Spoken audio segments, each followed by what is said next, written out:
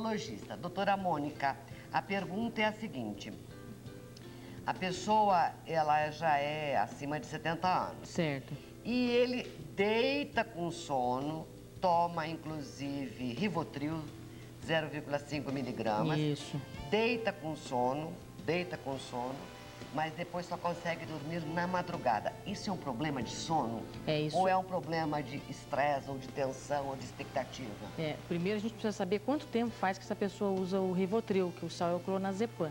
Ele é um medicamento tarja preta, ele tem um pouquinho de efeito ansiolítico e um pouco hipnótico, isso induz ao sono. De acordo se faz muito tempo que ele usa, pode até ter perdido efeito e pode ser até atrapalhando o sono dele. Tá? Então a gente sabe que isso é uma preocupação muito grande que tem no Brasil da saúde. Foi feito até um estudo sobre a epidemiologia da insônia, quantas pessoas que sofrem de insônia no Brasil e quais delas usam até por conta própria esses medicamentos que induzem sono. Então sabe-se que passado algum tempo de uso, existe um tempo de segurança de uso de 2 meses, 3 meses no máximo.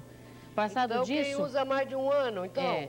Passado disso aí, existe o risco do quê? Os próprios medicamentos que a princípio eles ajudavam o paciente a dormir, eles passam a atrapalhar o sono, tá? Então, com muita frequência, esses medicamentos mudam a que a gente chama de arquitetura do sono, a composição do sono, tá? Então, esses medicamentos, eles podem comprometer o sono profundo, aquele sono que tem a boa qualidade, que o indivíduo sente que dormiu bem, que descansou.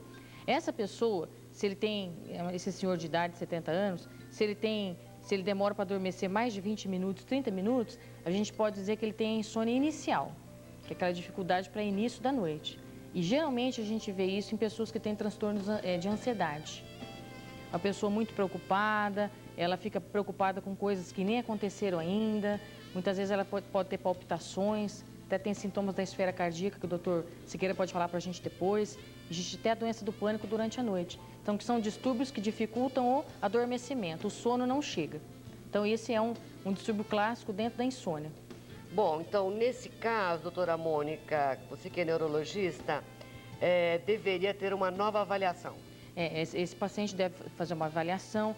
No histórico dele, nós vamos muito avaliar a qualidade de vida dele, a vida emocional, ver se essa pessoa teve alguma perda, tá? Se ele teve alguma doença ou está tratando alguma doença, se a esposa dele é viva, geralmente pode ser até um viúvo que já perdeu a esposa e que vive sozinho. Muitas vezes os filhos abandonam os idosos, né, Mafalda? Verdade, tá? Então a pessoa passa a ter alterações do sono.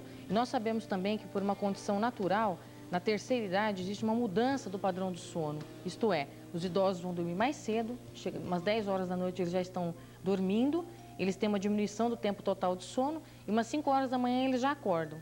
E tem uma diminuição em termos assim, até da qualidade, da quantidade do sono. Então, isso é uma própria alteração que acontece, uma evolução natural do sono em idosos, na terceira idade. Quer dizer, então, na verdade, essa avaliação que deverá ser feita é uma avaliação que vai exigir uma série de componentes além da anamnese. Exato. Só que sempre em medicina, a gente tem que levar em consideração o seguinte, a história clínica do paciente é ainda soberana. Uhum. É com ela que nós podemos fazer os diagnósticos, nós podemos, por exemplo, fazer a investigação da vida afetiva, com todas essas perguntas. Sofreu algum estresse, teve alguma perda nos últimos 6 meses? E você avalia todo esse contexto da história do paciente, se ele é aposentado ou não é. Muitas vezes nós sabemos hoje que a aposentadoria é um dinheiro muito pequeno e a pessoa não está conseguindo sobreviver. Geralmente existem doenças de curso crônico nessa terceira idade. Podem existir problemas de coração, pressão alta, diabetes, problemas de colesterol. Então ele já toma medicamentos para essas doenças. E ainda por conta dessas alterações emocionais se instala um quadro de insônia, mas que tem de fundo um transtorno afetivo, uma doença emocional, ou uma ansiedade ou até mesmo um quadro depressivo. Até a própria depressão, a gente sabe que a ansiedade ela pode vir sozinha, só a pessoa ter só o distúrbio de ansiedade, sim, mas é muito comum surgirem doenças juntas. Em medicina nós chamamos de comorbidades. Como? Então, comorbidades. Troca em miúdos. Comorbidades. Então, é de doenças juntas, superajuntadas. Uma junto, interpolada com a outra, e as duas dando as manifestações clínicas.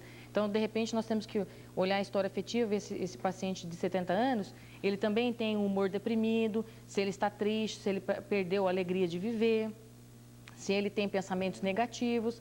Então, nós temos que fazer um inventário completo.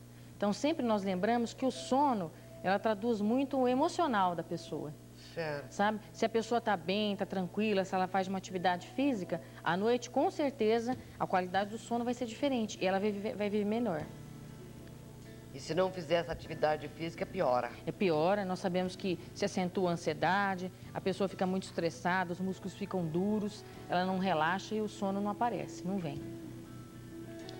Bom, então ele deve procurar, na verdade, uma nova avaliação. O médico dele, a nova para fazer avaliação. uma investigação completa, se faz uso de medicamentos, se tem história clínica para alguma dessas doenças que eu citei, se existe alguma alteração da higiene do sono, se de repente ele dorme muito à tarde e à noite ele não vai ter sono, quanto tempo faz que ele faz esse uso do Rivotril, do clonazepam. Então, deve ser feita uma investigação apurada. Se for o caso, depois de uma investigação bem feita, você tomou algumas medidas, utilizou alguma outra medicação, às vezes até a gente faz até uma manipulaçãozinha, não precisa ser tão forte, com antidepressivos, para poder melhorar essa arquitetura do sono e a gente tenta tirar esse tranquilizante, esse tarja preta. Daí sim, se não conseguirmos com nada, depois a gente pode fazer até uma avaliação documentada, monitorizada do sono, que é a monitorização chamada polissonografia, para esse paciente que nós estamos estudando. Que bom tê-la conosco no programa. Obrigada. Você vai levar um kit do Café Itamaraty Muito bom. para casa.